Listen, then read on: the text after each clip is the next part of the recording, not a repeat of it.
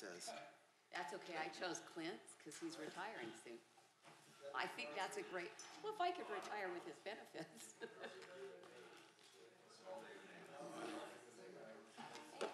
Well, evidently I am David Naylor tonight.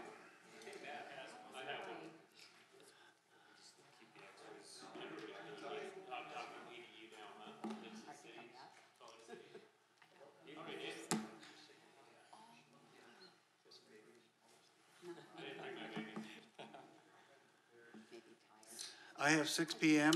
I would like to begin this meeting at 6 p.m.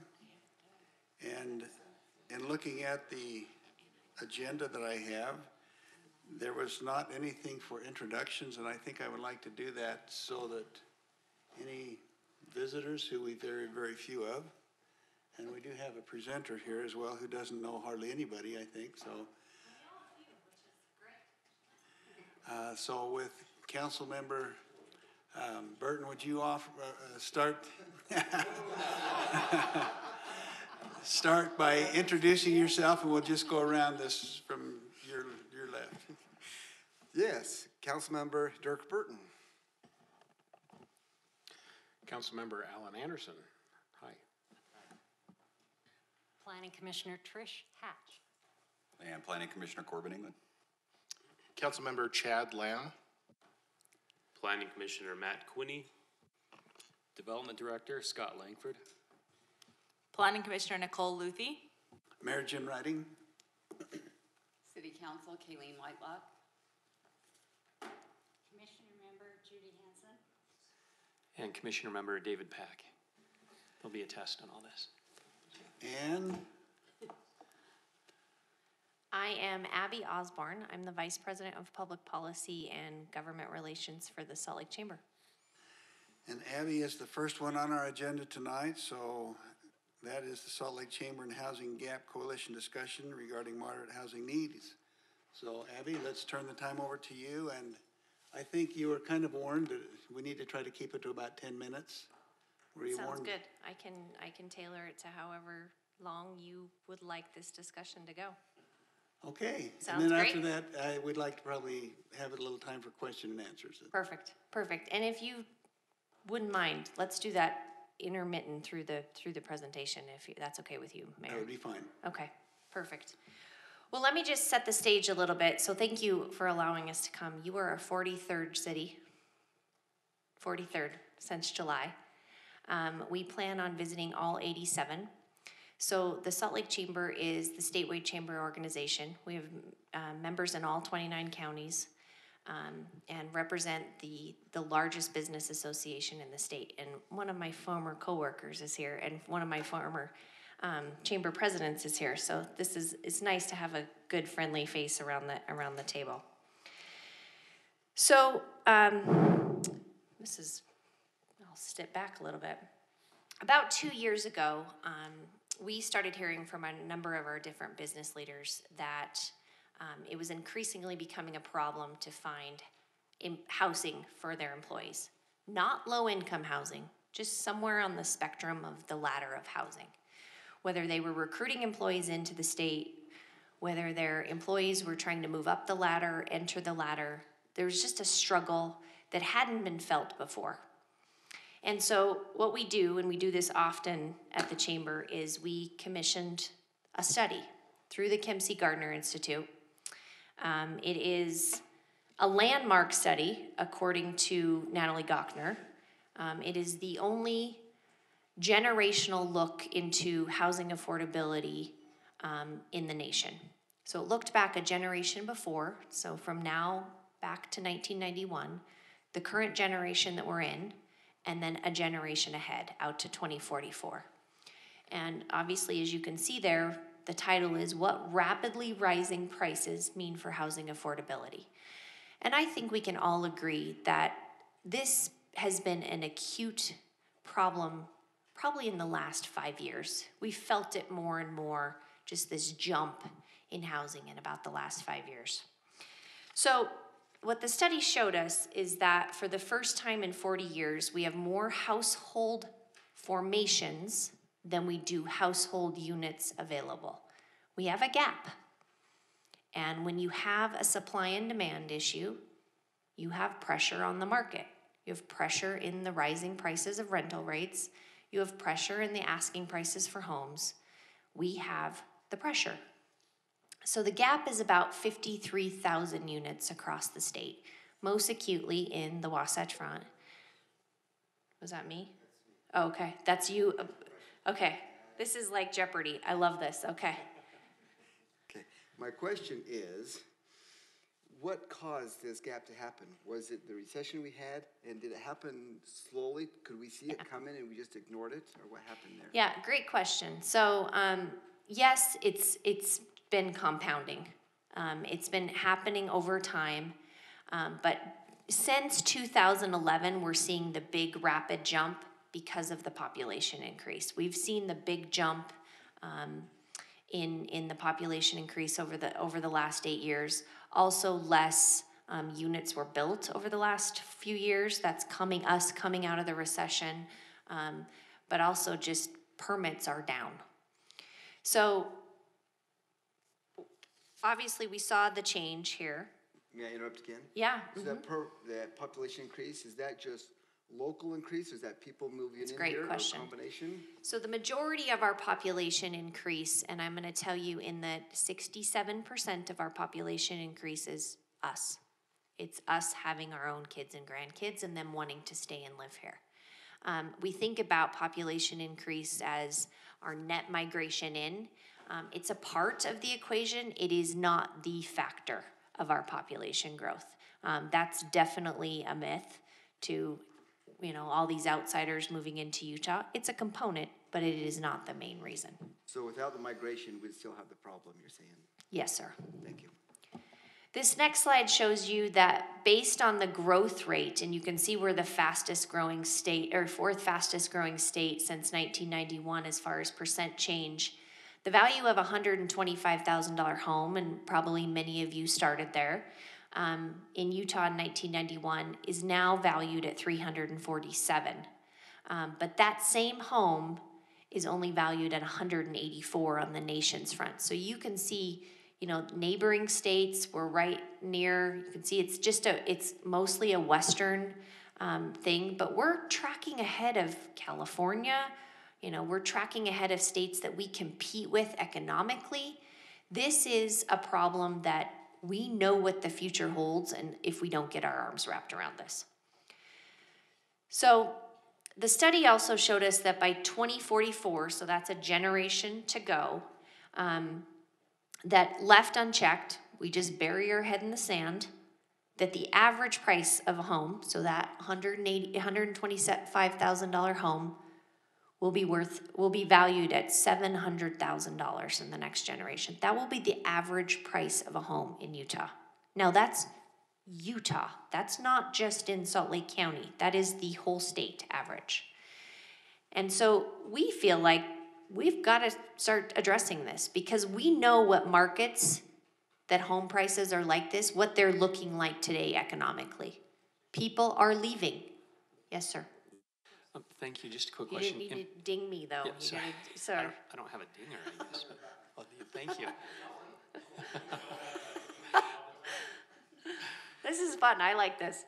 Just curious, in a free market economy that usually corrects itself, when we saw the crash 10 years ago, 2008, curious, what are the indicators that are different this time around, different than the maybe 4 or 5 years from 2004 to 2008, the huge increase that led up to it? Because it's true, tuition prices for college, healthcare premiums, and housing costs rise more than income. No, that's Why wouldn't a free market economy correct this? Great question, and that's one that the report actually talks about.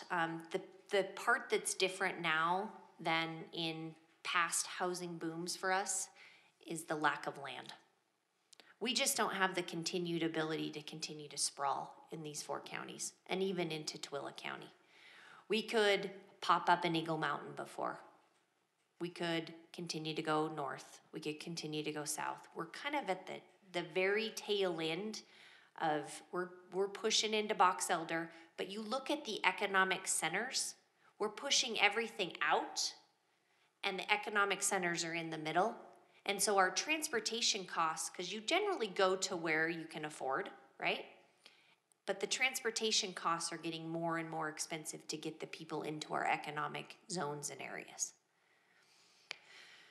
So we know what's driving up the housing prices. I talked about the shortage. We have a huge construction and labor issue here, and one that we're starting to really start to take hold of. We're launching a construction pathway. It's one of the 5 pathways that the state will undertake, similar to the aerospace pathway, the IT pathway. There will be a construction pathway to get the next generation of students kind of acutely aware of these careers. The average journeyman plumber after 10 years working makes an average wage of $146,000. Bet you had no idea.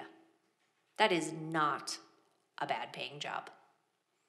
And our students do not understand that. So that's a huge component of as well. We have a ton of building going on right here between the airport, everything that happens on our construction, ton of buildings going up. It's just a constraint on the construction market right now. We'll talk about the local zoning and then just this concept of NIMBYism. It's alive and well everywhere here. Land costs and just the fact that where we're located here in the Wasatch Front, that the most developable land was not left for last, but the most expensive land was certainly left for last. And then, as I've talked about, the demographic and economic growth that we're experiencing. So what now? So when the report was released in May, we immediately launched the Housing Gap Coalition. And GAP, obviously, I talked about the gap, the supply and demand issue. It's led by Steve Starks, who's the president and CEO of the Jazz, and Clint Betts, who runs Silicon Slopes. It's got a number of different business leaders on it. It's got developers. We've kind of locked arms with the cities. We've figured out that we have got to work together to start to address this problem. It is not just a local zoning problem. It is not just a labor problem. It is all of our problem, and it is affecting all of us. One of you has to know somebody that is struggling to find housing. And when they're struggling to find housing, they live somewhere else. Our kids are living in our basement. Our people are genuinely leaving the state because they can't find housing. People are camping out at construction sites as they're selling the night before. This was like the old age of when the Apple phone came out and people were lining up and spending the night waiting for that Apple phone to come out. People are doing that on lots right now. So we've got to start figuring this out. I'll tell you, you guys are doing this. West Jordan is actively involved with the Wasatch Front Regional Council doing a TLC program, so kudos to whoever put that process forward. This is one that only 64 projects have gone through, but this is an incredible program. It lines up your transportation and land use. It looks at your zoning and your plans, and actually has an outcome and a process that the general public has been involved in, and you as the planning commissioner and city council have been involved in. So I would encourage you, it's a free program, continue to use this process, continue to look at areas in which you can use this throughout the city. I talked about the construction pathway. There's also going to be a Build to Success program that's going to be launched, similar to Keys to Success, to get our high school students kind of interested in the trades. The other thing that we're doing, and we're going to launch this post-election day, is we will, as the business community, be launching an awareness campaign. So we've done the due diligence with the report. We did focus groups and surveys of about 2,200 people. We have a pretty good understanding of what's in the hearts and minds of the general public on this issue. And it's not just housing. This is an issue of growth. And nobody feels it more than some of your citizens out here. It's not easy to get to and from out here. Your east-west corridors are a struggle. Finishing Mountain View Corridor would be a huge game changer for you. And those are all things that will continue to advocate for, because they are really, really important to continue the lifeblood of how we grow and develop. So the awareness campaign will start in November. It will run through the session, and it will talk about the growth patterns. It will bring awareness to the fact that we can't continue to just shut down every development because we don't like that there's an apartment complex inside the plan. When we talk about density, we don't talk about apartments everywhere without any sense of place. They have to go in the right locations, in the right sections of the city. They have to have a transportation nexus. And density does not have to mean apartments. It could mean simply smaller lots in some communities, and that's okay. But we have to change the way we're continuing to develop, and we have to look at what the next lifeblood of our current commercial spaces are. You probably have a Kmart. You probably have a Toys R Us out here. What is the lifeblood of that development?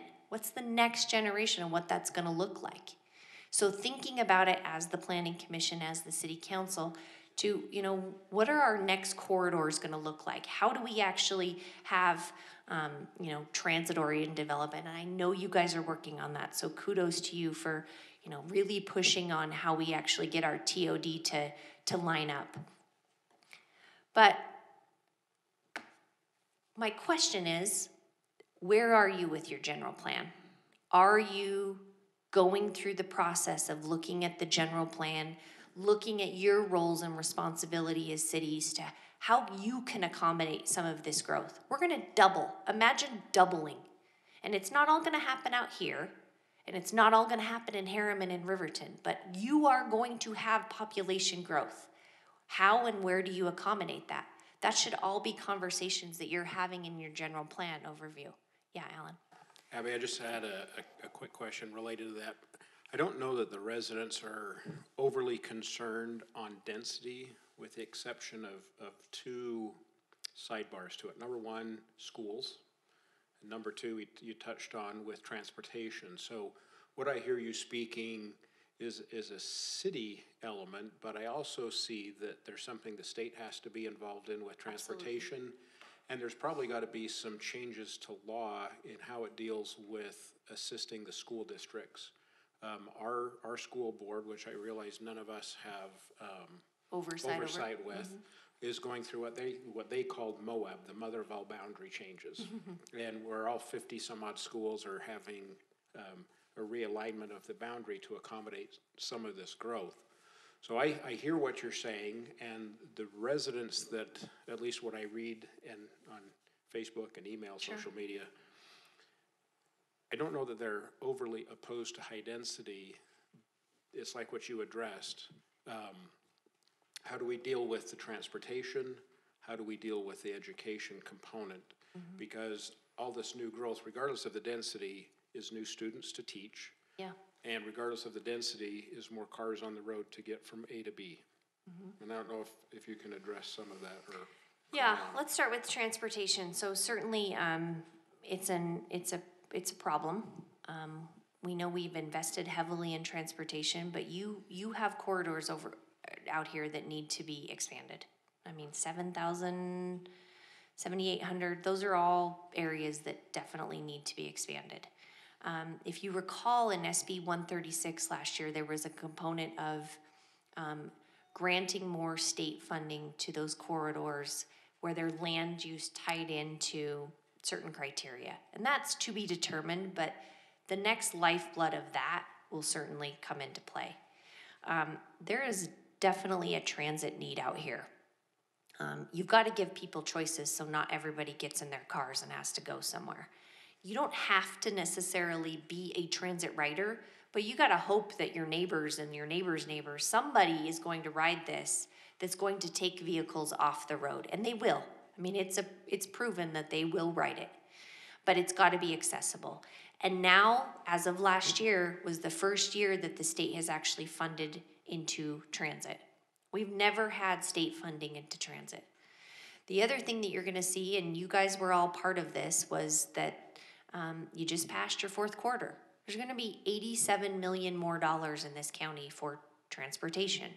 That has to be lined up with your land use and your economic development, and I think good things are coming on that one. As far as schools, Alan, that's an ongoing discussion with the legislature of, you know, how do we accommodate this growth and make sure we don't have 50 students per classroom. I will tell you, there's some school districts on the east side that have 11 kids per classroom. And how we actually balance out where our high growth areas are versus, you know, we don't, you know, there's sections of Holiday and Murray that don't have a lot of younger kids in their elementary schools. So there's a conversation that's happening as far as this, because I realize this is a huge part of the problem and huge part of the anxiety of growth and just let's just close the borders here because we've got it good here and nobody else needs to be here. The unfortunate part here is the people we're keeping out are our own kids and grandkids. So for the majority. So just saying no isn't the answer. And how we message that and get that out will really be the sweet spot. Yes, sir. And you came in late, so I'm not sure that I know who you are. Kelvin Green. Hi, Kelvin. Nice to meet you. So, one comment, Al and I hear a lot of people hate high density because every time I go someplace, I keep hearing, why do you guys keep approving high density? So you and I must run in different circles, but we can talk about that later. My question is, and there's no doubt that we have this gap, but I'm going to suggest that the housing developers, are a bigger part of this to blame as anybody. They're certainly part of it, yes. Because what they're doing, I mean, in this era where house prices are driving up, nobody's got an incentive. The incentive is to build at fair market rates. Mm-hmm. And when you talk about building at fair market rates, all the developers, they're just gonna, I mean, there's nobody that's gonna build at particularly a lot of developers, when they look at if their name's on the line, and they've always been associated with what they think is a high-end house, they're not going to put their name on the line to say, oh, I'm going to build something that might be, for lack of a better term, cheaper. The other thing that I've seen, and I have a son who worked for the Attorney General's office for a while on this. There are only three developers really only three developers in this valley who know how to use the private activity bonds, the Olene Walker Housing Fund, all of those other things, because it's a complicated process. Mm-hmm. So there's only three developers, mm-hmm. Wasatch, Horizon, and Cowboy, that'll even build will build a moderate income housing development. And I can tell you, I've sat on the Planning Commission for 3 years now, and not one of those three developers has approached West Jordan that I know of. Have they, Scott? I've not seen one of them.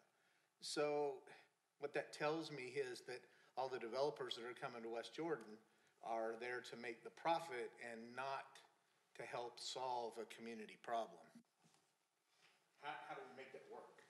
You have a couple more questions out there too. Okay, perfect. So there's a commission on housing affordability that's going on right now at the legislature that's addressing this low income housing problem, and certainly getting more access to all of those funds that you described.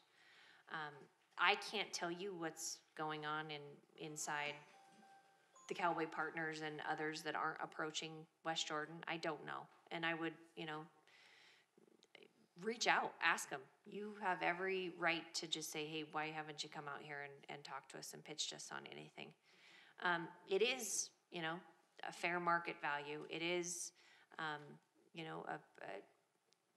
the free market here. And I can tell you that the builders that are working with us, and I'm talking about home builders, are very much concerned about this. They see this as, if we don't start figuring this out and start putting in policies, both themselves, the state, and locals, that helped to start drive and close this gap, that we've got a huge problem ahead of us that we know what it looks like. It looks like the Bay Area, it looks like Seattle, it looks like the Portland area.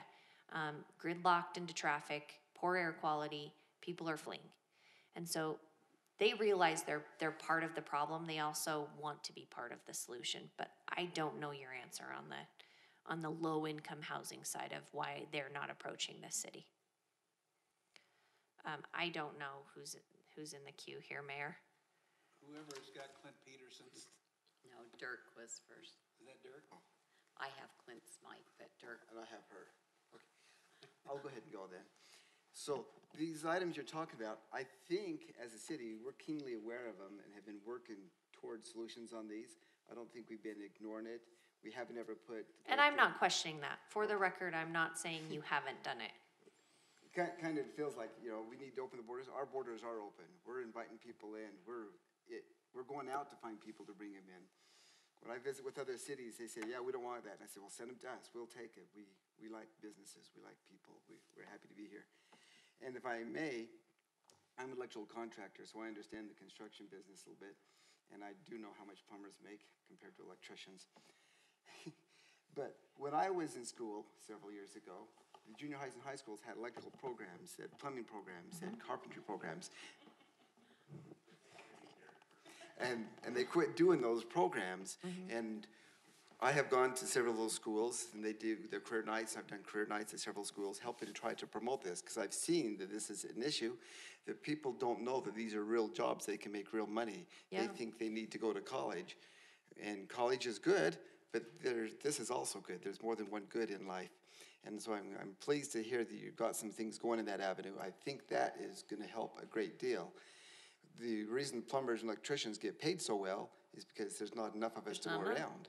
And so we can name our price and people will pay us if we know what we're doing. I think Councilmember Burton just said he can name his price there for the record. I'd love to have you involved in this as we move this forward, Councilmember. I mean, the pathway is a critical part of this, of the solution to this, and one where we've got to get back into the high schools. We've got to get to the ATCs. We've got to have some program for our next generation to understand and to get excited about a career in the construction industry, because they're not all blue collar. You can certainly make a living and have a family and stay right here. And so I'm thinking, as much as we would like to solve this problem, this isn't something that we can do on the city level as far as that area goes. I think that comes in some other areas, and I think we need to put some focus in those areas, and we would definitely be in support of doing that as well. So I'm just saying that I think we see this problem. I think we're doing the high density. I think we're doing transportation. We've got more bus track stops in West Jordan than any of the city except for Salt Lake City. And You have 7 out here? yes, and that's just the tracks. That doesn't count the other buses. And I happen to be a bus pass carrier. I ride buses and tracks all the time. I'm on the Active Transportation Committee. I rode my bicycle here tonight, and I'm really glad that they put some bike lanes past Bangitter on 90th South now. So I actually was Doing your alive part. when I got here. So I think we're aware of the situations. I think we're working towards them, and we appreciate the support you're giving us still there. But I think a lot of these things are outside of our control. But if there's some things that are in our control that we can do to help this go better, we'd be real thrilled to do that. Here's the action. General plan overview. And we just reviewed that just recently and updated it. Have you looked at our general plan? I have not looked at your general plan. It's an excellent general plan. Go ahead. It makes sense to me that your TLC program should be part of that. I know it's a long-term plan, but it needs to have. I'm not suggesting this. I'm telling you that some cities are doing this, rubber stamping their general plan. So if you've gone through a robust process, kudos to you. You're up to date on your moderate income housing plan, but that's a requirement every 2 years. We are. Scott's good. Keep it up on that. That's good. Great. There's many cities that aren't. As you went through your general plan overview and update, hopefully you've looked at your zoning and your ordinance fees. We're reviewing that as we speak. Great. We're going to be sending you, and Scott, it'll typically go to you, a resolution acknowledging that there's a housing problem. If you've already done those things, This shouldn't be a hard resolution to sign. It's acknowledging that your role in this is updating your general plan, updating your moderate income plan, and looking at your fees and your zoning ordinances. And we'll send that to you. You can take that up at a subsequent city council meeting. Most of the cities are signing that. Some of them are changing it a little bit to meet their needs, and that's fine. But yes, council member, this isn't all on you, but you're a part of the problem and you're a part of the solution. Every city is. You guys hold the land use, you hold the zoning, and you know, when you have some cities that are turning away development, and there are, then it really makes it very hard for the rest of the cities to do really good jobs. So certainly not suggesting that. You have a role to play in the solution of this. I think Kayleen's got a question. Yeah, you've touched on a couple of things, one of which was a lot of our economic base is in this valley. And that's a problem, and that's not a problem that cities can solve, but the business community could sure look at that. Although we have a representative that feels the federal government owns most of our state, we have a lot of opportunities outside of the Wasatch Front. Sure. So my question for you is, what is the business community doing on that front? Because we need that to happen so that we have housing and growth outside of the Wasatch Front, because our air quality is an issue. Yeah, no, I mean, it's bigger than just our air quality. Having an economic, you know, the tale of two Utahs that are taking on right now. We have #1 economy in the nation in the 6 counties of the Wasatch Front, and then, you know, we have 7 declining counties economically off the Wasatch Front. It's a huge problem. It is not, we are not the only state that is experiencing this. Most states in the West are having a rural-urban divide right now, and cracking that code is very hard. You will see things happen in the legislative session that will be incentives for the state to build spec buildings in some of our rural communities to get businesses to locate. It's certainly easier to locate here when you have a warehouse space already built and they don't have to wait 9 months for a space. So what's the role of the government to help facilitate the chicken and the egg, right? If you build it, they will come, or do you wait and let them build it and they don't come and they go somewhere else? So it's an ongoing dialogue. Council member, it's certainly one that we're in the forefront of, and you know, if we crack this code, we'll be on the map for the rest of the states to look at. But we absolutely have to figure it out. Councilmember Lamb has a question. Thank you, Mayor. Quick question about I guess the word would be the expectations of cities to provide moderate income housing plans. So today on the Tribune, it listed the top 10 most expensive home prices on the Wasatch Front. Alpine, $735,000 per home, which already meets that number you were talking about in 26 years. West Jordan's not on this list at all. No, I noticed that, yeah. Which is great. Yeah, well, and I don't want to direct it towards you, it's kind of to all of us. So there's an expectation to provide moderate income housing. Now, West Jordan home prices are very low.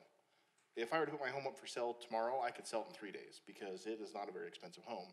So the niche area, you're in that niche price zone probably, right, that's in the highest demand. So in my thought, although we're not providing new moderate income housing, we already provide a lot of moderate income housing that people can't get in other parts of the valley. Yeah.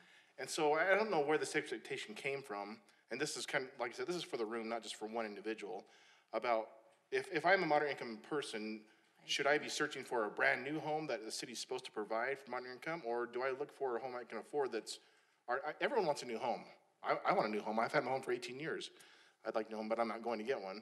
But it seems like in the time I've been on the council, coming from either the county or maybe the state a little bit, it seems like there's this expectation that West Jordan needs to provide more moderate income housing, when in fact is we already have one of the lowest home prices in the county.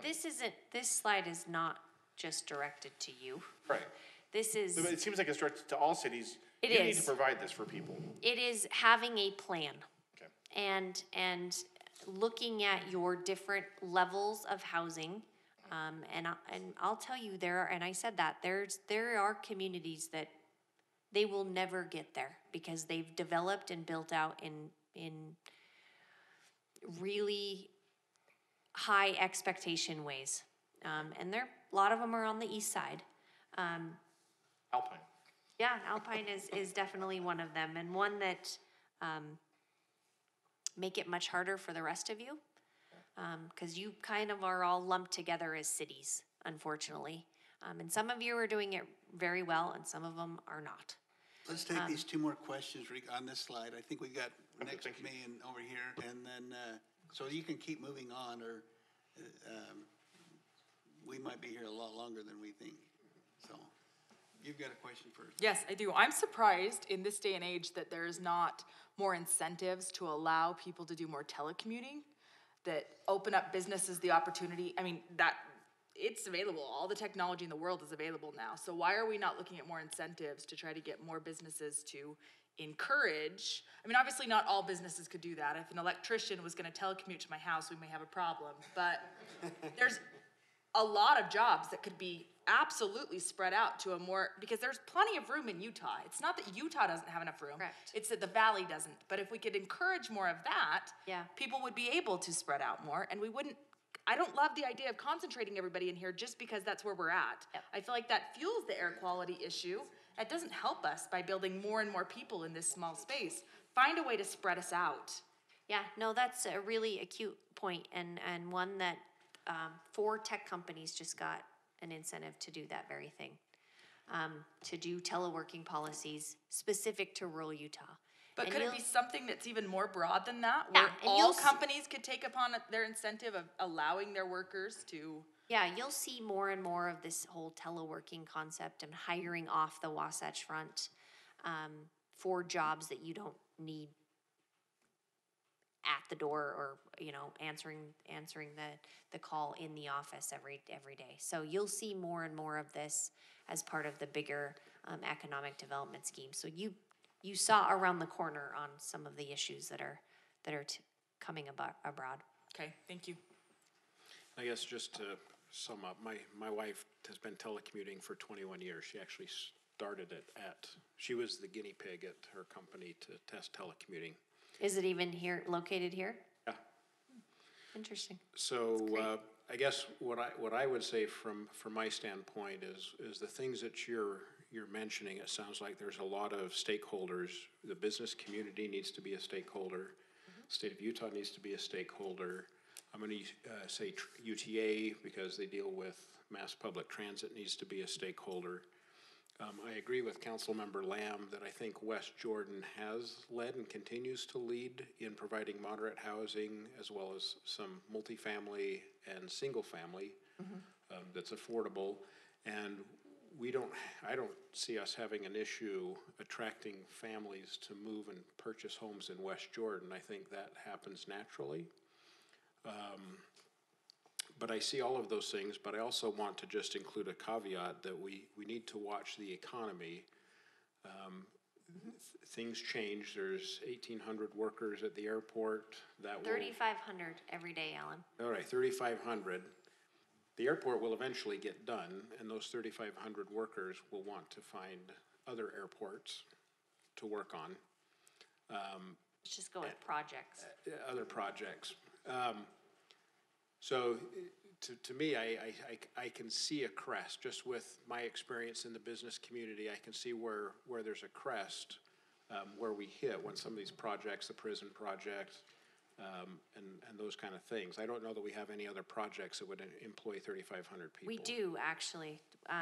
So UDOT has been holding the expansion of I-15 up north, Highway 89, the interchange at Lehigh. Those 3 projects are $1 billion just in and of itself. The inland port, the Point in the Mountain. We have plenty of capacity that lots of projects are holding back until this big airport expansion is completed. As I talked about with the plumber issue, home builders can't find work, construction, companies can't find work, whether they're in the vertical or horizontal. This is the #1 workforce demand right now, is in this arena. And so we have enough in the pipeline to absorb when that airport is done. Okay, that's all I have, Mayor. Thank you. Thank you. How much more do you have, Abby? I'm done. That's it. So there's where you can find the full report. You can follow us on Twitter and see everything that's going on. That will be a lot of the campaign that I talked about. And then Bryn is our point of contact in our office. She usually comes to these, but just happened to go get engaged in New York City this week. So I took one for the team here tonight. I know. What's planning for the legislature? What's planned for this next session that will help with some of these issues? Yeah, no, Trish, that's a great question. There's a ton of conversations going on expansion of SB 136 that I talked about with the infrastructure. There's talk about an infusion of new money to start taxing services, consumable services, you know, when you get your house cleaned or your lawn mowed or your haircut. We don't tax those. We're one of very few states that don't tax consumable services. It's leaving about $600 million of sales tax off the table. That's new money to cities. So the antiquated system of when the sales tax distribution was set up in the 80s was 50% point of sale, 50% population.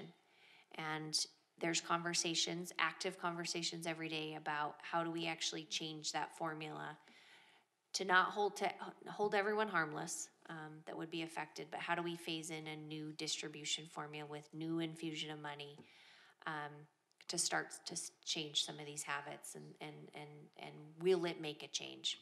I don't know. I'm going to say this is going to be an incredibly heavy legislative session. And I know your representative, I don't know who represents you here in West Jordan, but there will be a lot going on for cities and towns, both good and bad. There will be a lot going on in just growth, generally. Yeah, there's certainly going to be a lot in transportation. I think you'll see new money infusion, depending on how the ballot measure passes, question 1 passes. But we have to continue to move revenues into funding transit, which we did only very small last year, but it's an opening, it's a start. So across modes, how do we actually fund with state funds and matching funds from cities and counties on some of this infrastructure?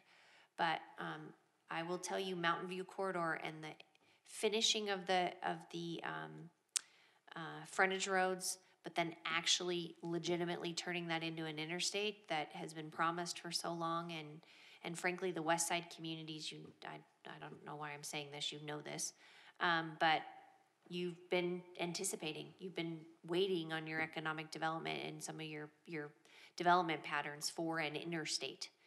And so how we finish that is that a look at a 3P model. Do we bring in private capital to finish that?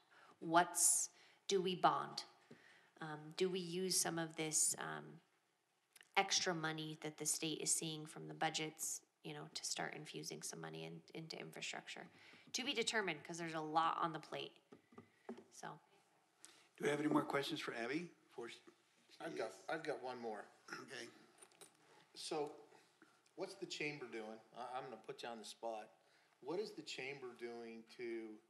What are we not doing? Well, here's what I see one of the issues, and I'm going to compare West Jordan with another city on the southeast corner of the valley.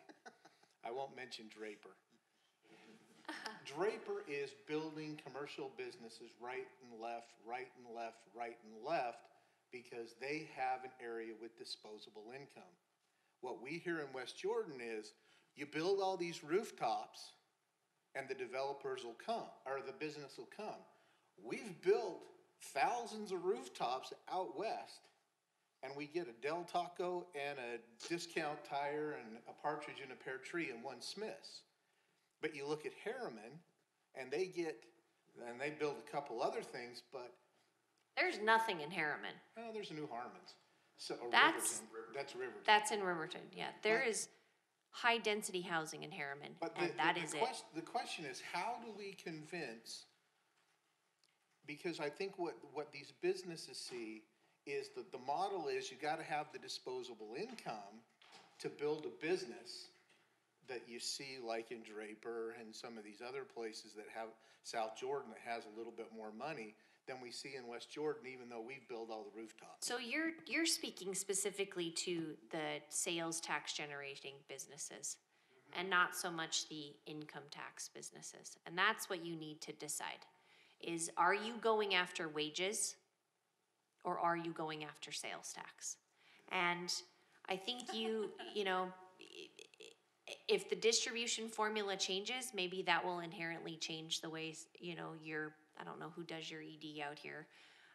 But yeah, I do. Hi. Brand new guy. Yeah. From Layton, who did a really great job in Layton, I'll tell you.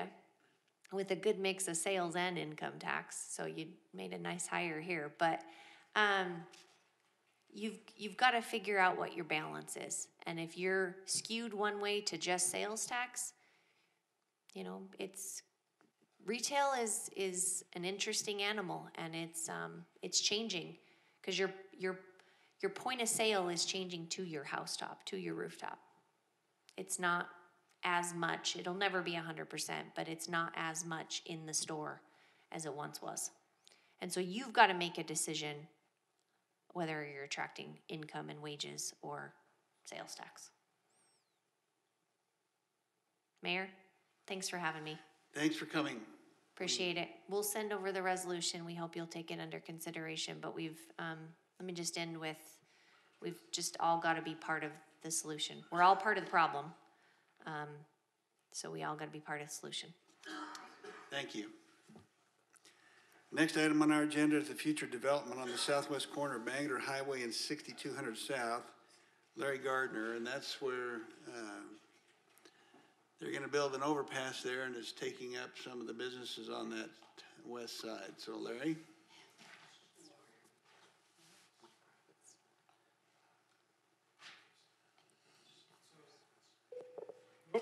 Sorry.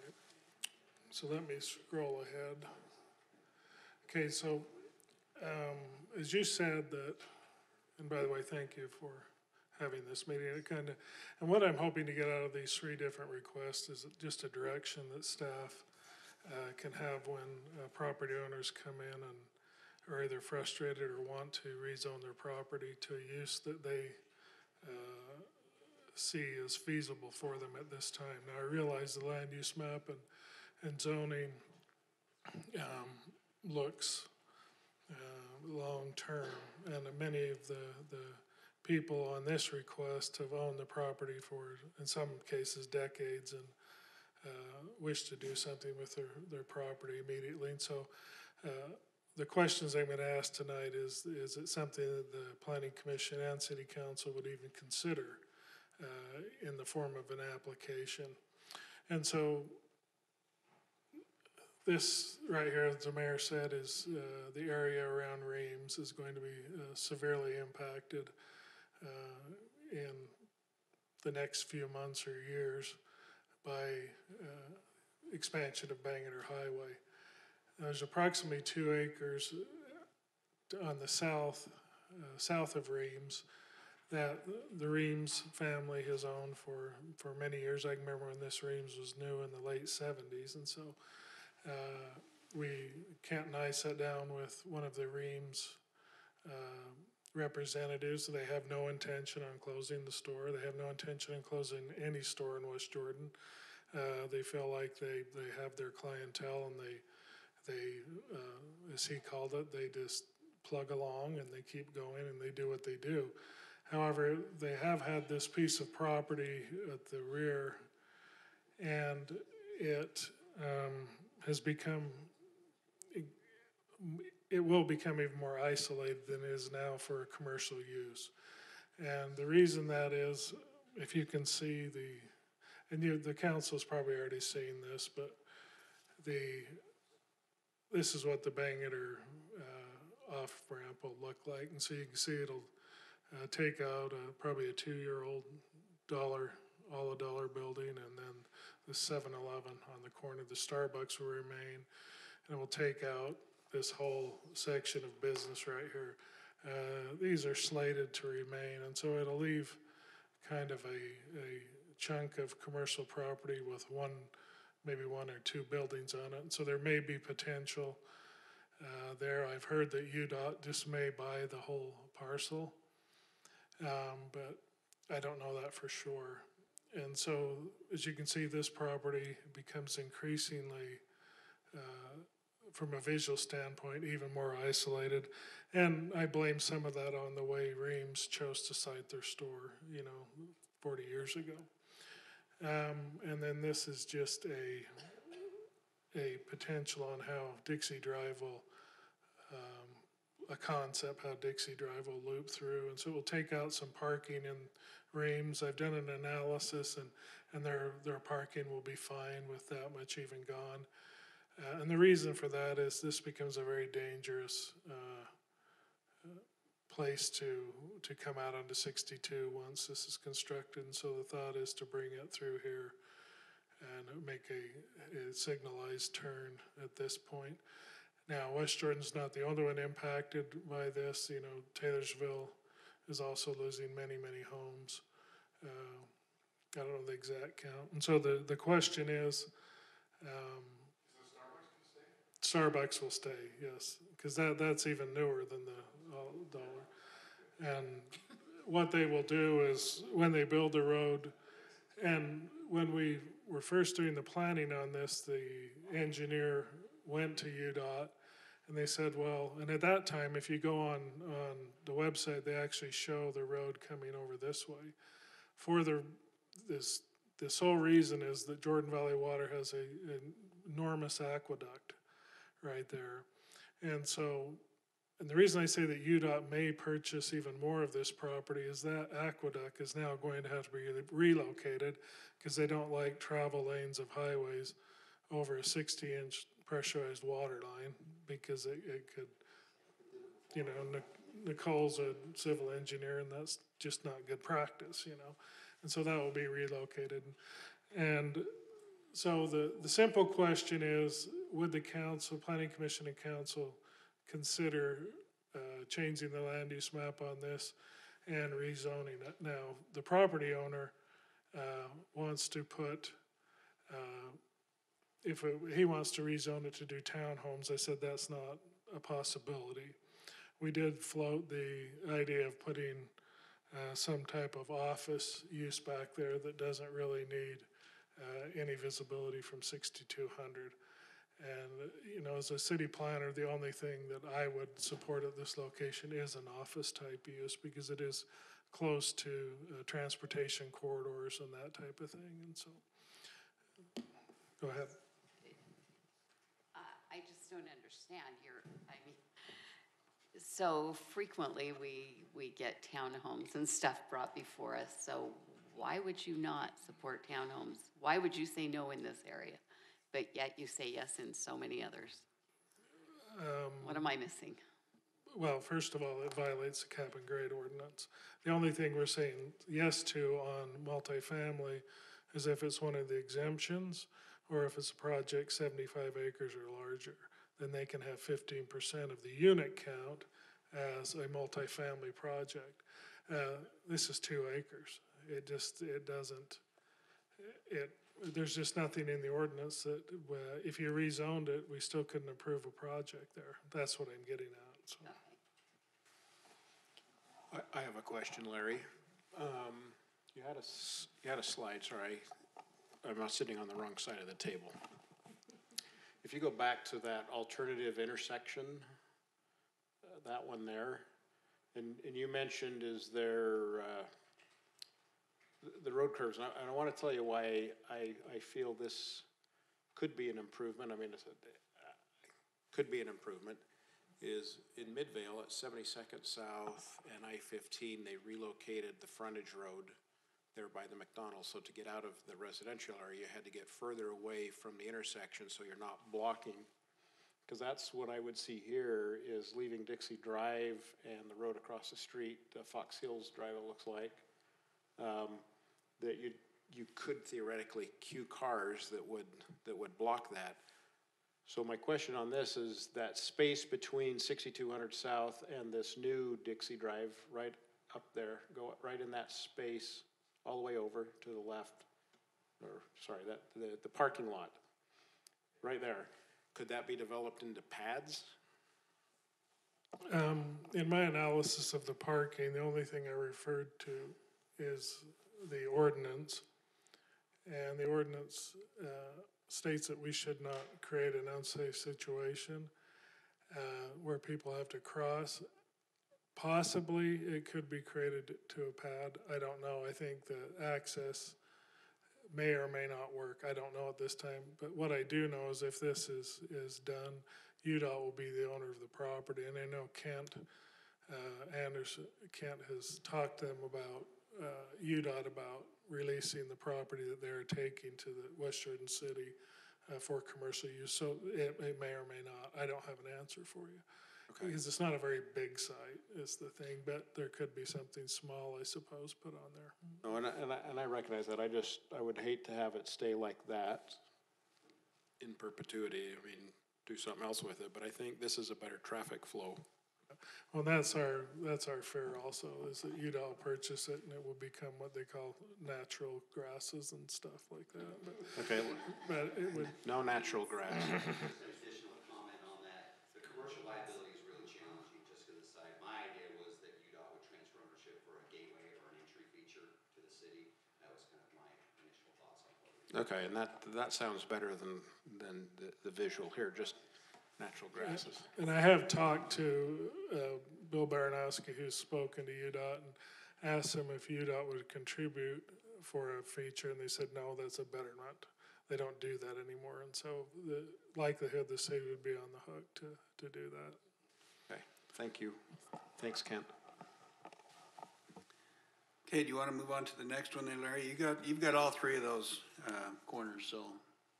And so, Scott, what do you think about direction? Can they just meter that into me through email, or I don't even know if you want to discuss it tonight amongst the direction on the zone change requests?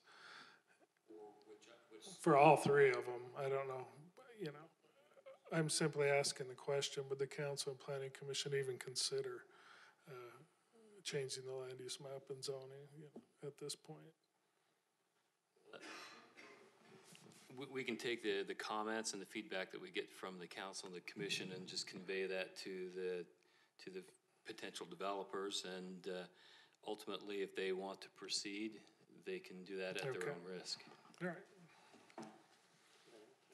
Ask just a quick question. So I've always assumed that it's just because of all the businesses located at the intersection of Bangerter and 1400 South that the construction was made to go underneath so that it didn't. Is it just because it wasn't to block the view of all the businesses, because all the other intersections are overpasses? And so I'm assuming it wouldn't work here now that you mentioned the aqueduct with the Conservancy District. But has there been any talk at that location at 6200 South or at any other location to go under instead of build up for all the adjacent businesses and residences that are impacted by all that additional noise and the visibility isn't there? And I had the same question, and I did ask that, and they said in West Jordan there's just far too much infrastructure in the Bangerter Highway Road, and mostly it is the Jordan Valley Water Aqueduct that runs in that corridor. South Jordan is not constrained by that. The reason 104th goes under is because there was basically no utilities that couldn't be easily relocated. Aside from the aqueduct, there's also many other, sewer lines, and just far too many utility in the road. In South Jordan, I believe that at 104th, that was 114th that you were that they went under, but 104th, I believe, will be an overpass. And they're having to take out houses for that also. I don't know what they're doing for 98th. So I bet at 6200, that's going to go clear up to the second or third floor of the Legacy Apartments, just adjacent. That's going to be as high as the apartment building. It will probably be just as high or higher than 90th South, I would imagine. So. Thank you. you want me to go on the next two? So, you guys wanna hand- So this, property on the map is owned by the Woodbury Corporation. They've owned it for many, many years. Mountain View Corridor's right here, 90th South is here, and this is approximately a 20-acre piece of property if you look. So it's right on the Mountain View Corridor, right adjacent to the Utah Power and Light Corridor. And what Kent, Lisa, and Mark are passing out to you are some information provided by Woodbury and their partner Wadsworth as why they do not think it is a viable regional commercial piece of property.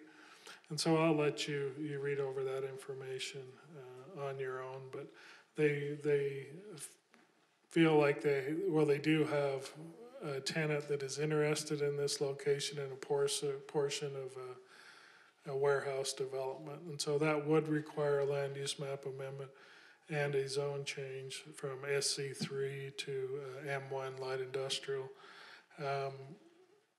As you can read in the bullet points, they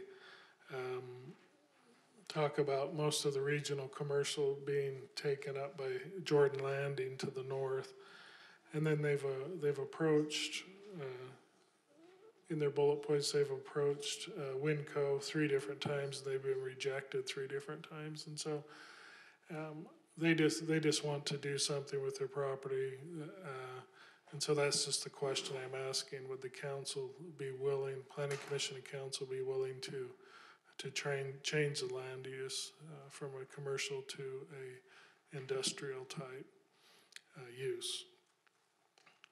And then finally, the last one is. So we have a freeway. We are talking about changing it from industrial to the freeway on that? Yes. Well, it's the Mountain View Corridor, so it will be a freeway sooner than later, I would suppose. So, and then, this piece over here is owned by Papa Pitas, or the owner of that, and so, there still is acreage on the east side of the Mountain View Corridor for regional type development. And I will add one fact for the Planning Commission and City Council to consider, but only 33% of our industrial zone property is currently developed. And so, there's still a lot of industrial property in West Jordan to develop, so. And Larry, before you move on, just today, Mr. Bricky and I met with another developer who wanted us to float the question of whether the council could support rezoning this area east of the Mountain View Corridor, where the cursor is, where the mouse is, from commercial to possibly some senior housing. So more residential. So I floated the question. I also included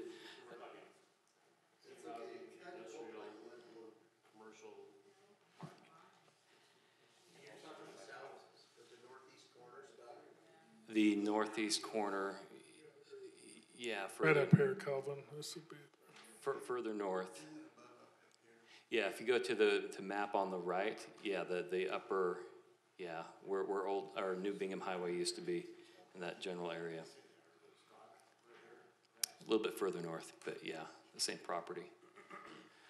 And then just to help the council and the commission, I passed around a draft design for the 90th South extension. I know that we've had the Upper Mountain Resort come before both bodies recently, and questions came up about how those folks would connect to Mountain View. And this is the one of the proposals, and it also helps put into context future access for some of the properties we're talking about tonight. May I ask a question or just make a comment? Especially because I'm looking at an email, thank you, Mayor, for forwarding it on. It's from Councilmember Whitelock, addressed to David Bricky, just in terms of a vision. Do we have a vision? I just received that today, and I don't know if everybody knows about the visioning statement that we had. The only reason I'm mentioning it is all the items on the discussion agenda tonight seem to deal with, you know, what is the vision? What do we want for the future? This would have been about 5 years ago, so I don't know if that's considered outdated or not, but I remember 3 of us as planning commissioners sat on the committee, and then there were 3 council members. I know it was Councilmember McConaughey, Councilmember Southworth. I can't remember the third one, but I still have it on file at home, but it talked about the vision for West Jordan, and I don't know if that ever got included in the new general plan. The idea was to include that as a preface to the general plan.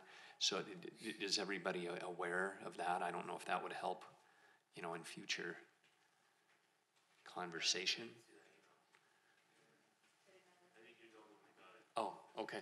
So it was just in terms of a vision talking about tonight. Was there, if there's a question, and my mind just got thinking about that vision statement that, gosh, it was like a 10-page document or so. If anybody wants it, I guess we could share that around. That was just my thought. It's online. Okay. Well, I'm all for vision. Yeah, I'll take my glasses up. I think we have to have a vision in all that we do. And so as I'm looking at this, and it depends to me like what the industrial would be, but when we're talking an on-ramp, off-ramp of a future freeway, my interest in these parcels would be something that would be supportive of an off-ramp and an on-ramp to a future freeway that will benefit the property owner, the business that comes in, and the city. So, I mean, that's all I'm striving to do while I'm allowed to serve on the city council is let's have a vision, let's have a plan, let's move forward, have business feel welcomed in West Jordan. The residents love to be here, and if that's accomplished and I'm not reelected, then mission accomplished in my book. Alan just took exactly what I was going to say. I think if we're talking about vision, we're looking short-term, and short-term industrial matches this perfectly because everything to the south of it is industrial. But this is going to be a major freeway, on-ramp, off-ramp. I would be, and on both these requests that we've just talked about tonight, I'm so far away from saying yes on either one of them. I'd have to have something massive happen to convince me to approve a change on either one of these. I just think long-term, what we owe the citizens and the residents of this city is things that are going to draw people into this city, and another big industrial warehouse is not going to do that. We need to get away from. I was just going to say we have to get away from reaction planning and vision planning. That's where we're headed. And that's why, Mayor and Council and Planning Commissioners, we as planners do appreciate your time in meetings like today, where we can have more of this free-flow dialogue.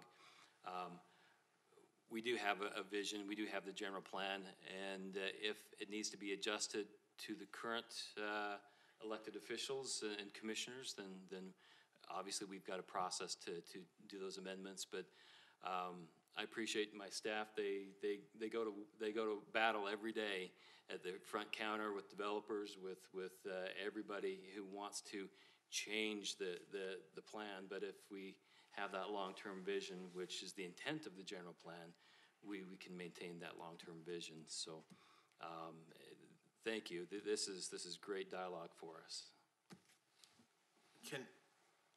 I agree with Matt and with Alan, is that I think what we do, and we've seen this particularly the last couple of 3 years, is I don't think I can develop this piece of property, so I want to do something, and it becomes that immediate reactionary, and I mean, luckily I think we've made a couple of decisions that we've held out and made better decisions. You know, I'm thinking about the old R.C. Willey property that, you know, we were told the only thing that's going to work there is storage units. And we said, no, we're not turning a good commercial area on one of the busiest intersections in the state into storage units. And they had the best, by the way, my family donated hundreds of dollars to West Jordan tax revenue with Smith and Edwards toy sale. So we won't go there. But I think that's exactly where we need to go. Is we can't continue to sacrifice, and I'll just talk about that Oka Resort one. I thought the commercial was too small, and I think Matt, you did too. We had different votes on that particular issue, but I think what we do is that we get told this is the way it's going to work, and we sacrifice the long term, and I don't want to sacrifice that long term just because of a short term. Hey, building a warehouse is going to be, or some M1 type manufacturer. Now, if we really knew they were going to bring jobs and a couple other things that may help sway the decision, but still, because we need some of that.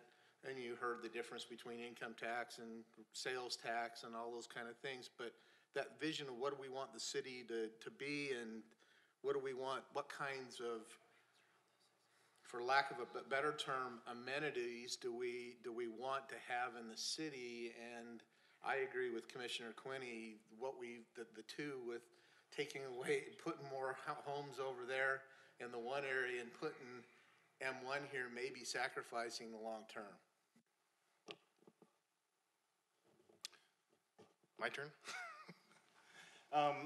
It's difficult because a lot of us are newer, like me, to the council, and we've seen a little bit of what's going on. But when I look at this land here, and then you hear about the people on the west side saying, we have nothing, we have to travel this far.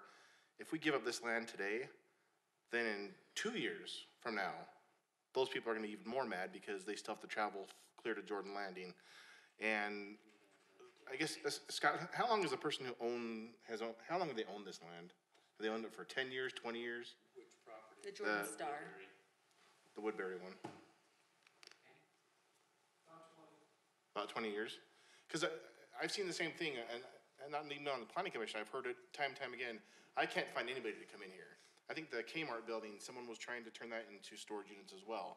And because nobody else wants to bring their retail here, nobody else wants to do this. It's like, I don't want to say they're giving up, but they want the quick solution to make money for them, and then they're gone, and then all of us are still here. And we have those same problems. So I'm with Matt and Kelvin and everyone else who said, I'm not ready to give up that land. I give it more. In a year from now, there could be someone that could come up and say, hey, let's build here now. We don't know that, but I'm willing to wait a year or even 5 years to make sure those citizens on the west side are getting the retail they need over there. My turn? Go for it. I'm looking around counting mics. I agree completely on 90th and Mountain View. I am that neighbor. This is my neighborhood. And so I am that person that says I have to go to Jordan Landing. So I totally agree with that. The one I disagree with a little bit is the one that was over there on the borderline of the Kearns-Taylorsville area. I think I would be amenable to the idea of putting an office space there. I mean, they said originally townhomes, but they said they were looking at the possibility of an office space. I mean, an office space is just as good as a commercial behind Let me clarify, that was our suggestion. Oh, that was your That's suggestion. what we could support. Okay, I would support that.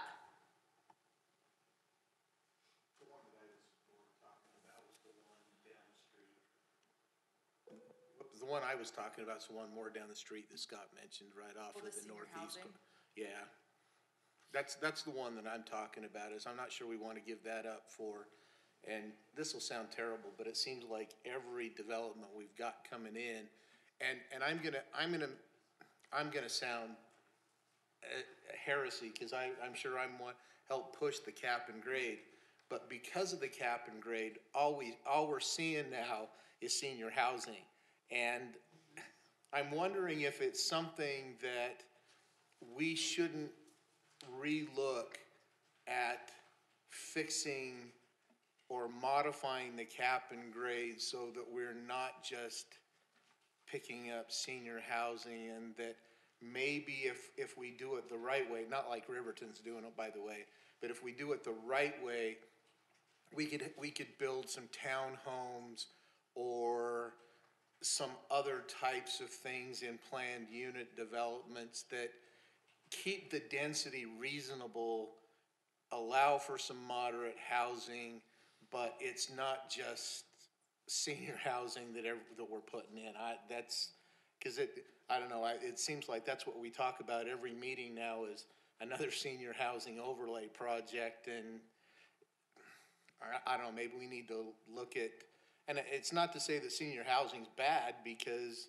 they don't put a burden on the schools, or not as much, but it's something that we may need to relook at. Any other comments on the 90th South? Okay, do you want to move to the next one then, Larry? Yeah, and so I guess, Calvin, we just need to tell people to quit getting old.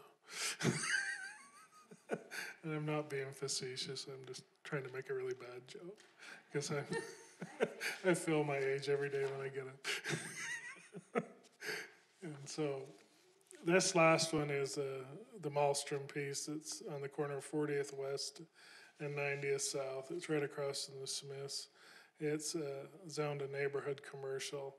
A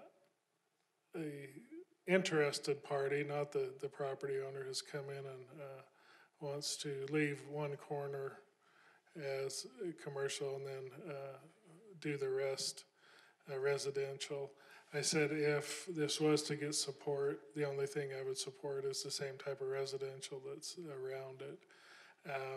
I don't know if that would even pencil out for them because they were talking density that I would not even consider. And I want to say one thing, don't hate me for asking these questions because that is, well, I know Kevin said they hate me anyway, so it can't go, it's not a very far walk, But, we get asked every day, as Scott said, well, why will they change this commercial piece to residential? That's what we build is residential. The old Albertsons piece on 40th West and 7800 South, there's not a week that doesn't go by that a home builder doesn't want to change that to residential. And so what meetings like this, I kind of suspected the answer I would get, but I think I still have to renew the question every now and then to make my comments to the people. No, we don't really consider rezoning property at this time valid, and so it's good for me. It's just good for the planning staff to know what your direction is because I realize that we do have a general plan, and it's good to know that you do not want to change that at this time, which I think is a fine position to be in. So, sure. I think I can speak on behalf of the entire commission. We don't rezone these corridors to residential. We want businesses on these major arteries here. And Matt, that's exactly what I was going to say. If you look at it, the difference between us and Sandy is we're new. We have land still.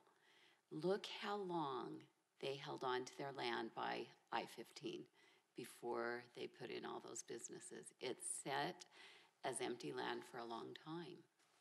I'm willing to have some empty parcels in our city for a long time to get the right use in the right location. I ran a campaign on, I used our slogan, Imagine West Jordan, for Imagine a Better West Jordan, and I used a hashtag Better West Jordan.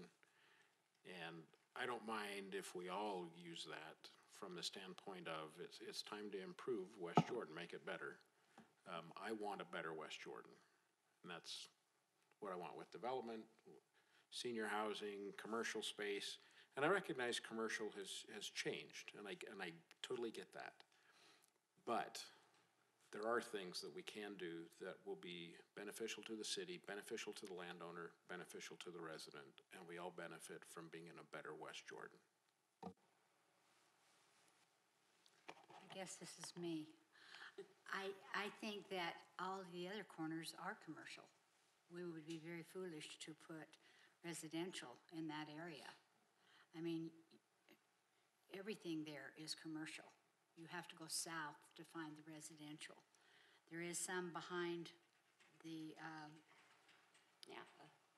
well, lots and that. Big lots and that, but other than that, this whole corner is just residential. And it will go further residential if we ever get rid of the tracks there or whatever, but I just think that would be foolish to put a little piece of residential or commercial there with the rest residential. With Smith's across the street, McDonald's, ball camp, all of that there. I think that we need to keep that commercial. So is there any more comments on this corner? Larry? Now, one last comment. Property owners always have the right to apply, because I will not take that right away from them. And so there may or may not be an application before you, but I will at least let them know what was determined this night, because someone always has their right to change, if they feel like there should be a change. So if you do see an application in the future, just know that they're doing it because they probably feel strongly about it. And so, thank you. Thank you. Item E, Larry and Scott again, accessory dwelling units. So just as a primer, I passed around a little handout that outlines our current laws in regard to ADUs or accessory dwelling units. And that will kind of put into context, I'll set it up, Mark, where we stand today. And we've had these current laws in place for, many, many years.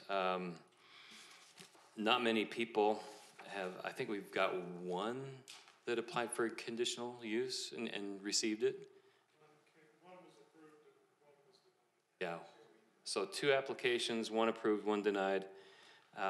So it's not highly used, although I'm sure all of us have neighbors or know of people who have accessory dwelling units, either detached or in their basements. So this is a big topic, and I heard from some of you that this is something on your mind, and that's why we put it on the agenda tonight. And it's not unique to our area. In fact, the American Planning Association Fall Conference, some of you may have attended that, had a workshop about this topic, and Mark Forsyth was able to attend that, and some of the slides that he's going to show you and some of the information he's going to talk about was from that conference. Yeah, thanks, Scott. So, this was one of the biggest sessions at the conference this year, and again, I don't know how many of you were able to attend that, but it was a standing room only room, so there was a lot of interest and certainly a big topic. So basically, this consulting firm, Civil Solutions Group, did a study of ADUs across the Wasatch Front, and some of the statistics that they found. First of all, allowing these is really not that uncommon. About 63% of all municipalities along the Wasatch Front do allow these in some form, either as a permitted use or as a conditional use. They noticed that the average size was about 400 to 800 square feet. So to put that more in context, if you take a 3,000 square foot home, that's about a quarter of that living space. So basically half a basement, if you will. Some of the other stats, 70% own one car, so we're mostly looking at either newlywed couples starting out or single individuals. Again, kind of tying into the second stat, which 90% have no children. So again, looking at a lot of new families. So some of the benefits that they explained, first of all, the big one is income, particularly for the property owner. As we've heard earlier in the meeting, housing's becoming kind of an affordability issue, and so as a way to pay the mortgage, a lot of property owners are using these ADUs as a way to boost their income and make sure they have enough to pay the mortgage, pay for food, things like that. And so on kind of the opposite side, you've also got, as I said, the newlywed couples and young single adults starting out. A lot of the times ADUs tend to be a more affordable option, particularly in comparison to market rate apartments. And so just an example, I myself actually started out in one of these, and so it was much more affordable than most of the other places we were looking at. So, other benefits, just kind of in looking at preservation of land and utilizing what we already have. Basically, this is a way to kind of expand our housing stock without, eating up more vacant land, and just kind of using what we already have. And then the final benefit is just aging in place. So we've got a lot of people that are looking to retire or downsize, and may not have saved as much for retirement as they thought they did. And so, budget and fixed income is certainly going to be important. And so with ADUs, it kind of allows them to age in place, look for some of these more affordable dwelling units that are within the neighborhood, as opposed to buying a new home, which may cost them anywhere from $400,000 to $700,000. So, some of the problems that they noticed, as we all know and probably know some of our neighbors, but a lot of these ADUs right now are illegal. They found that about 80% of the ADUs in Salt Lake County they're either doing it without permits or it's just not permitted at all. And so they just either don't know the regulations or don't care. So, another issue is overoccupation.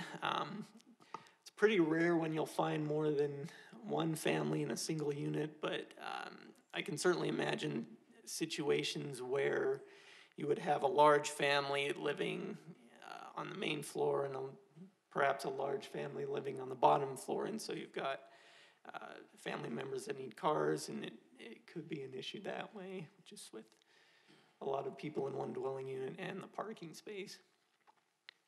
So tying right into that, on-street parking can become kind of an issue, again, particularly if you have a lot of renters that drive. Now, on-street parking is not illegal in most cities, including West Jordan, unless they're parking on the street in the wintertime when we have snow plows. But it is a frequent complaint that we can get from neighbors. And then tying into enforcement, again, those, as we all know, that's usually by complaint, so the city doesn't know about it unless neighbors complain. So there was, during the conference, they had noted 3 cities that they had looked at, most of them in Utah County, so particularly Orem, Pleasant Grove, and Sandy. And I'm just kind of going to go over the common themes that I found within those ordinances. So basically there's 3 types. So there's the basement apartment, which usually is just, they'll close off an interior stairway or door it off and just have an outdoor basement stairwell access or something like that. So I think most of us are pretty familiar with those. There's the detached ADUs. Those are the only accessory dwelling units that we allow in West Jordan, at least per ordinance. So those usually go in the backyard and are just kind of a separate, smaller dwelling unit. And then the attached ADUs, those are usually when a homeowner decides to add on to the side or the rear of their house, and in that addition, they'll put a kitchen and a couple bedrooms. So basically, it all looks as one house from the outside, but inside you've got 2 dwelling units. So another common theme, and you've probably looked at this with Salt Lake City's ordinance that they've just recently passed, but having owner-occupied rules is kind of a big, a common requirement. So that just requires that property owner actually live on the property in the main dwelling. So, other themes just kind of go back to the off-street parking requirements. So residential zones, including in West Jordan, typically require 2 off-street parking spaces. Those are usually in the garage. But with ADUs, they just kind of extend that. So instead of having just 2 parking spaces, they would require 4. So those are usually either in the front driveway or off to the side on an RV pad. Just how those are usually taken care of. And then the last theme I noticed was occupancy. Rules with these tend to vary quite a bit as you go from city to city. Some cities only allow you to rent ADUs to family members. Others allow a separate family to live there. Others may restrict it to adults. It just kind of depends. So, and that's pretty much it. So, Mayor, the purpose of bringing this information to this group is to hopefully have a little discussion as to what the group feels is appropriate for West Jordan. There's, as you've seen, pros and cons to ADUs. Some think it's the magic bullet, the solution to our moderate income housing. Others think it's a horrible way to destroy the sanctity of single-family neighborhoods. And so there's a wide spectrum, and that's why you get so much dialogue in the media. And I know you had a meeting with the mayors about that. So hopefully that teased it up for a good conversation. Well, I can talk for just a minute about that meeting we had with the mayors. There was, I think, 16 of the mayors in the county met over in West Valley last week, and this was one of the topics for discussion. And it was really interesting to hear from the mayors there how this is something that happens in every one of their cities, but it's very, very, very difficult to not necessarily use the word control, but to even register these folks. I look at ours here, and it's shall be limited to lots that are 40,000 square feet or larger. That's an acre out there. There's not many of those around, and yet there's a lot of folks that have that rent out their basements in our city, and there's people that even have they built on an additional apartment onto their lot for a mother-in-law apartment, however you want to put it. And yet, I think probably the biggest discussion that came up and concern about this was the upcoming census, and making sure that people who do live in these ADUs are counted in some respect or another. Because as I recall, in the last sentence, Utah lost by just a meager number of getting another representative. And so we want to make sure that, at least in West Jordan, we're making every effort we can to, as far as the census goes, to count all these people that are in ADUs. And I'm not sure how, Scott, we go about doing that, but I think that needs to be on our radar to discuss. And you know, as we look at the things that are required here for our ADUs, and what did you say, we have one that's probably registered? What would it take to maybe resolve some of these different issues that maybe people are not even aware out there that they probably should be registered as a accessory dwelling unit. How do we get the word out there? How do we, what do we want to do differently than what we're doing now? What does the Planning Commission want to do? Do they want to take an active role in this besides, maybe the Planning Commission needs to come up with some different requirements in this, and then bring it to City Council. Some changes that may make, so people aren't out there knowingly or unknowingly violating the ordinance, but making it more so that it's something that people can comply with, that's not going to be restrictive to them. And I think one of the biggest concerns that came up in that meeting too was that when people, they may have bought their house with an unfinished basement. They go in and finish it themselves and don't get a permit for it, and now they're going to rent it out to people. Is it safe? And that's one of the biggest concerns that came up in the discussion too, was if somebody's going to be registered, they need to have it inspected to make sure that it's going to be a safe place for people to live.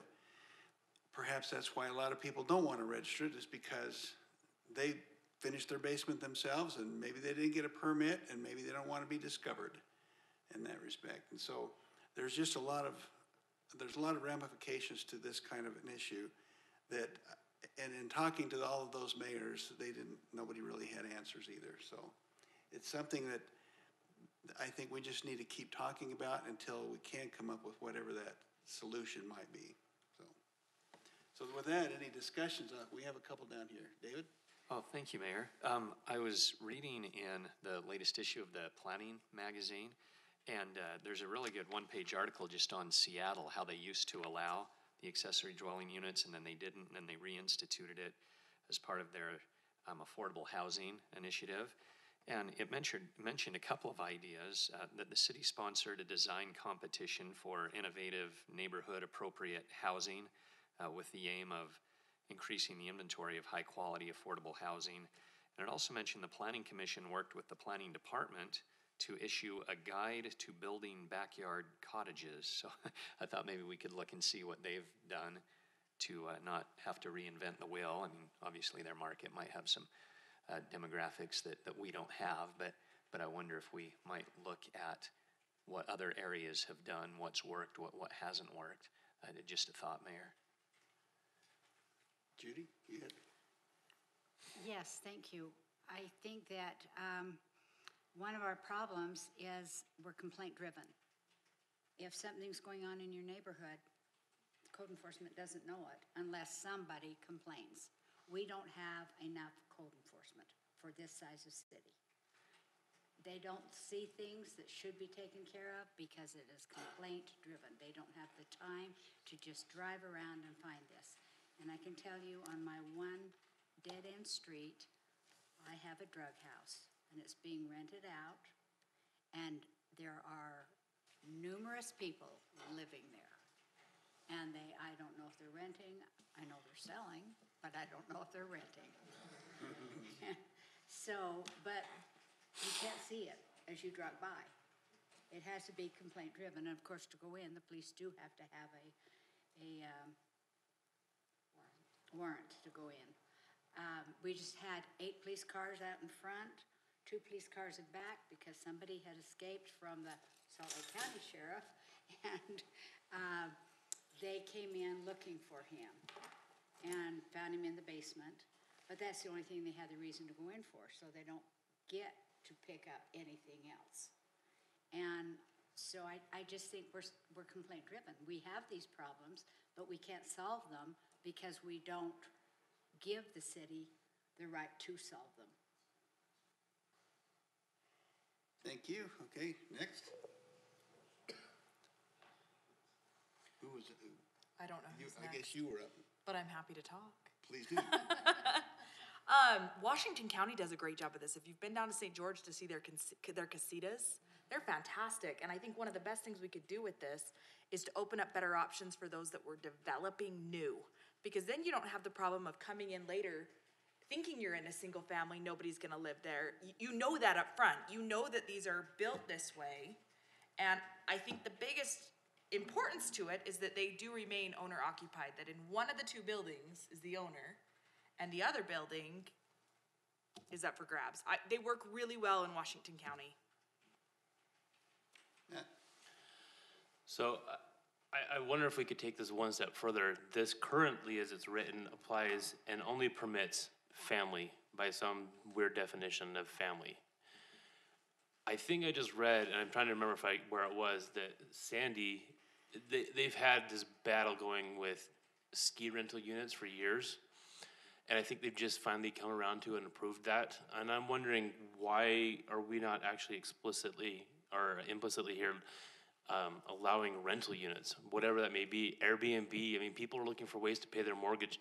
Affordable housing is really this crazy misnomer. A $325,000 house isn't affordable to somebody who's just getting started. But if they can find a way to rent their basement out, now they can afford that house. And maybe they're willing to stick around a little bit longer. I'm wondering if we need to be looking at allowing these, as long as I, as the property owner, am occupying the main house, what if I'm renting this, even short-term, long-term, whatever that case may be?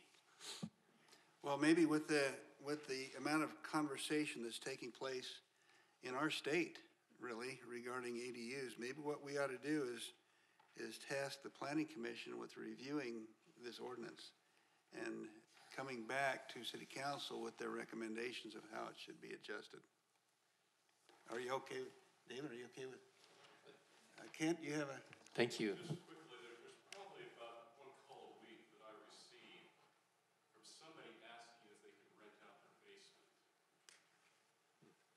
Okay, so you do get a lot of conversation. So David, where are you?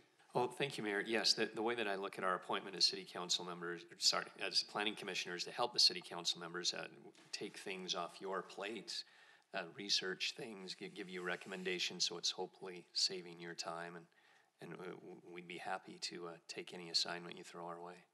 Well, what I would like to see, I guess, is have you guys go through and review this very carefully and come back to council, because council will then want to review it as well. And by the time this thing gets through being massaged and molded, hopefully we'll have an ordinance that will hopefully work better for our citizens out there, for their community, so that Kent gets a call from somebody that wants to rent their basement, he can say, yes, this is what you need to do, and come in and talk to me. Right, thank you, That Mayor. can make it easy so that it's not complicated for them. What would be easiest? Would that be an agendized item that city staff would give us some information on to be able to discuss during, to prepare and discuss during a planning commission meeting? Yeah, absolutely, we could do that. I fully expect that that there will be legislation this session that talks about ADUs. We'll see if it gets enough support to move forward, but Mayor, I don't know what your timing is and how quickly you want to move. We could wait till after the session takes place, or we could start looking at it right now through January. You know, the session starts to roll around in February. Well, we know the session's not over till first part of March, and so right.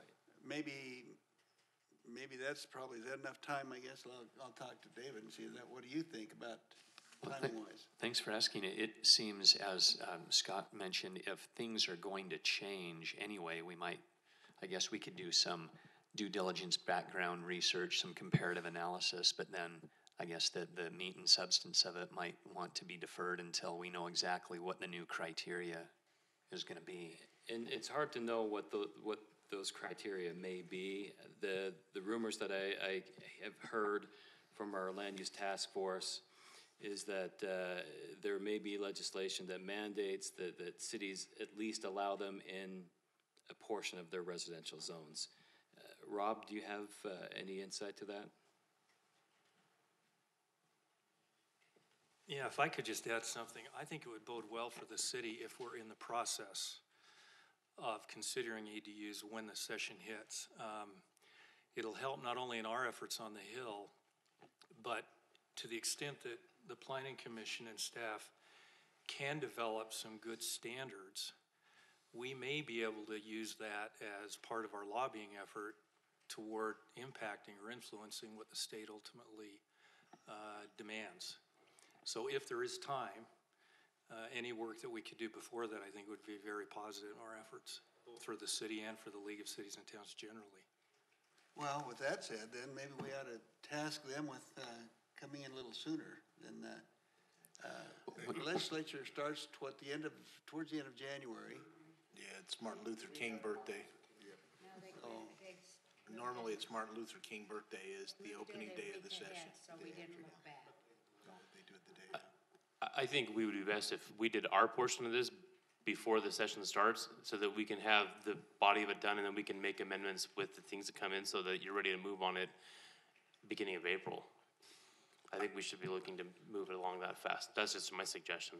Well, and what I was thinking is, before we task the staff to spend a lot of time and directions, maybe we need to, at one of the upcoming or commission meetings, we just talk about philosophy of what we would like to see, the vision, and that probably would give us a better direction on where we want to, do we want, for example, do we want basement apartments? Do we want separate buildings? What's the philosophy that we all want to build on? And I think that would, and if it's families and park, and just some generalities, I think it would probably help the staff find some, unless I'm wrong, Scott, I think it would help the staff find some clarity on what we all think might be a better, and so I think just some open discussions on philosophy and vision and what we want to see might be a good place just to start. And if I might chime in, I would be in favor of looking at and going into that. I think if there is a bill that's going up there, we ought to be involved with whoever that bill maker is and help influence how that bill goes so it fits in with the West Jordan. Also, and you and I have talked about this, if you want to get a copy of the Salt Lake City's ordinance, I think they have a good ordinance on the way they work it there. One of the things they used to, and I didn't check to see if it's still in the ordinance when they made the change, is if someone was going to have, say, a basement apartment or rent out part of their house, they had to get permission from whatever property owner joined with their property. So your next door neighbors, each of them had to approve that, so they knew ahead of time that you were doing this and they had to give permission. And someone says, well, what if you don't get along with your neighbors? Then you're not going to get permission. You'll have to be a good neighbor and get along with them and have them trust you before that happens. And I think that's a great thing. I've worked on a lot of these, and I've had to bring them up to electrical code to meet their inspections. They would have to have like carbon monoxide detectors in there. They'd have to have smoke alarms in there. They have to have an access, if it's a bedroom, out a window that's big enough to access to get out in case of an emergency. So people are doing these already. They're creating hazards, and we need to find a way to help them provide safety for those people who are renting those. And some may be renting them thinking that it's a safe environment because they saw it on KSL.com or something. We need to make sure that if they're renting in West Jordan City and they are renting a place from somebody, either they have permission from us and we've inspected it and it's safe, or we use code enforcement and close it down so we don't put somebody in an unsafe situation. Kayleen. So I think Nicole had a good point that she brought up, though, and I think that's something we have to look at. Where are we allowing them? Are we going to allow them everywhere? Is that fair to people that bought in single-family residence neighborhoods? To me, there's a larger philosophical question than just the state thinks we should do this or the Salt Lake Chamber thinks we should do this. I think we owe it to our residents to see what they think we should do, not just decide. I understand our job is to decide things for them, but I think they should give us input before we make those decisions. And this one, I think, can be a very hot political button. You know, it can add a lot to the neighborhood. If everyone in my neighborhood suddenly rents out their basement, my neighborhood is no longer what I moved into or what I bought into. It changes it dramatically. And not just the parking, which is already an issue in our area, because we do have a lot of these dwellings that I don't know if people pay, I don't know. I know it's more than one biological family living there. But I think there's more to it than just saying, let's come up with a plan. I think we need to think, I think there's some very good things that have been brought up here tonight.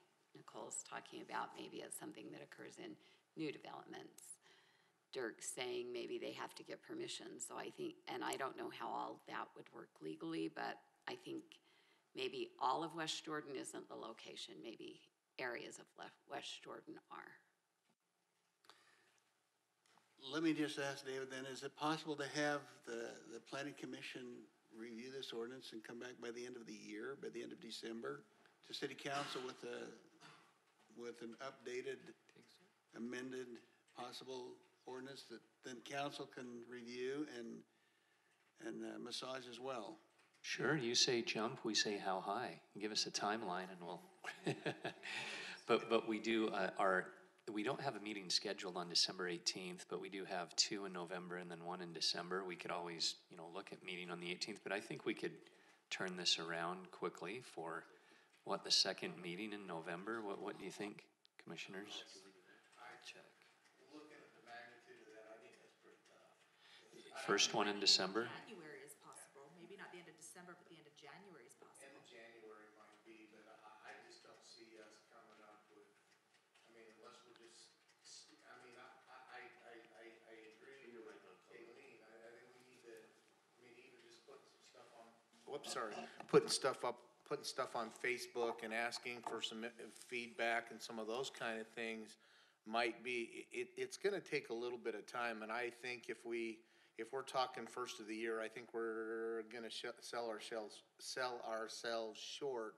I think I agree with Nicole. I think end of January is probably doable, but I don't think we can make first of the year, not with 3 meetings and putting everything together. What do you think, Scott?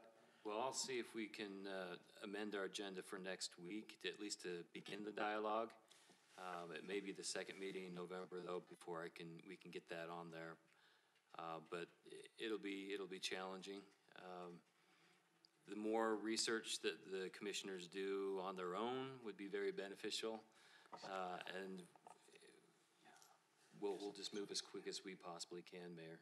Well, then I also like the idea of if we can massage it through the session and find out exactly if anything's going to happen there, then we can make final decisions after the session's over. So, and maybe that's March or April that we can come back and make final decisions on it. So, do we still have a working relationship with the AP? What is that called? The American Apartment Association, AAA or something? I know with the Good Landlord program. Because I had to certify to be a good landlord. I had to rent out my mom's home, and she lives here in West Jordan.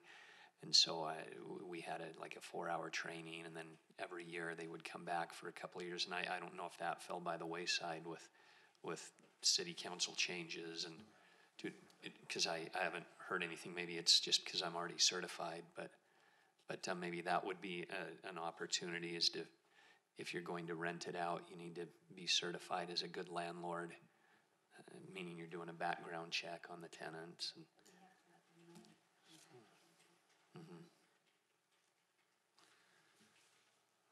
okay, that was so exciting.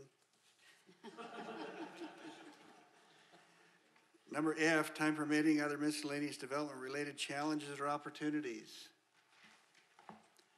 Anything that somebody wants to bring up at this group at this time? I have to make a great comment on staff. Staff always does so much to help us prepare and know what the issues are. And I know Mark spent a lot of time on his presentation, so the staff is doing a phenomenal job. I know this is not a problem or anything, but it's really appreciated, so thank you.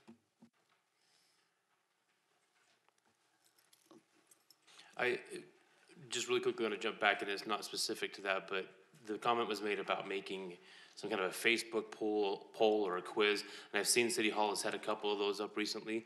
I think that getting the pulse of the citizens before we start doing anything serious with that ADU conversation would be hugely beneficial to see what the citizens think, because we're gonna have some who think, I wanna rent my property, and we're gonna have others like Kayleen who were like, just please keep them out of my neighborhood, it's already too full.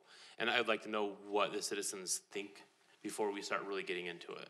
When we had the discussion about the solid waste change in fees, we did send out a survey. We had 1,200 respondents to that survey. And we can probably do the same thing here.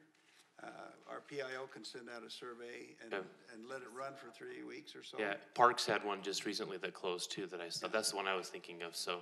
So we can do that. I made a note to try to. Okay, awesome. I just wanted to make sure that that had been caught. It kind of just got said subtly, and I wanted to make sure that it had been focused on, so. Yeah. That was actually one of the presentations I went to at the APA conference. Mark went to the ADUs. I went to the one on engaging with the public, so I think that that's a big deal. And I'm gonna echo what Matt just said, which is we've done really well with the solid waste survey, and we've done really well with the park survey as far as getting a pulse of the residents, and we've made much better decisions when we've done that rather than not having it. And we just talked about holding on certain land uses to get the right thing, and I think this follows that same pattern, that the more information we gather, the better decision that we make for a better West Jordan. Can I make one suggestion on that as well? When that poll is ready or that survey is ready, can we get it pushed out to each one of us? I just happened upon that. I don't usually visit City Hall's webpage or Facebook page, but if I got an email saying, hey, that's ready, I would run right out to Facebook. I would grab it. I would link it, throw it on the other Facebook pages, message it out. I would do my best to get it out there so that West Jordan would see. I just don't think we have a lot of traffic that comes to our website. Just organically, I think that we're gonna have to push it out there. And I know at least 3 or 4 people in this room actively engage with that, at least one group on Facebook, so.